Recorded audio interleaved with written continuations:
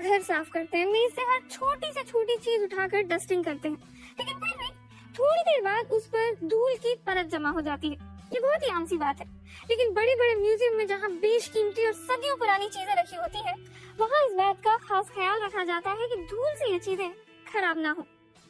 Norway के एक museum में साफ सफाई का पूरा ख्याल रखने के बाद भी धूल पीछा ही नहीं छोड़ रही थी। आइए जानते हैं कि इस रहस्यमयी धूल की गुत्थी सुलझी कैसे। ऐतिहासिक धरोहरों को संग्रहालयों में सहेज कर रखा जाता है, वरना वे खत्म हो जाएंगी।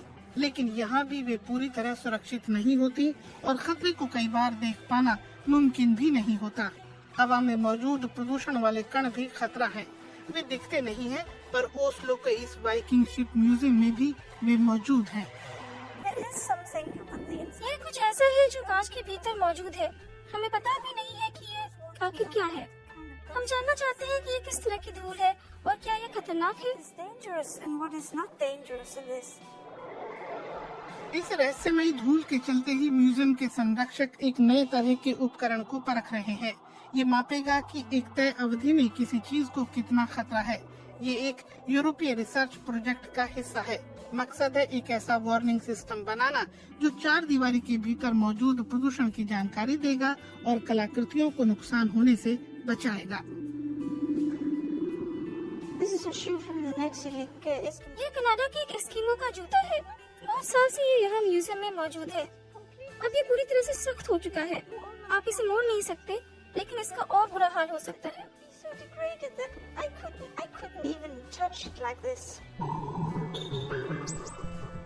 नॉर्वे के एयर रिसर्च इंस्टीट्यूट में एक प्रोटोटाइप तैयार किया गया है। अब तक म्यूजियम में प्रकाश, तापमान और नमी के असर को ही मापा जाता था, वायु प्रदूषण को नहीं।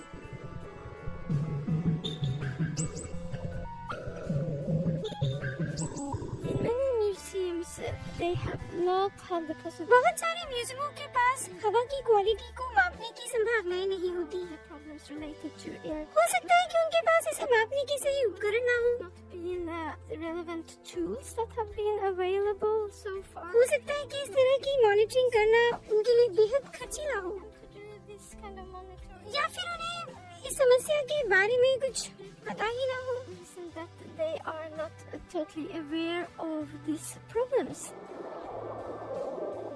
ये डोजीमीटर तुरंत बताता है कि वायु प्रदूषण कितना है। पहले इस काम में बहुत मेहनत और समय लगता था।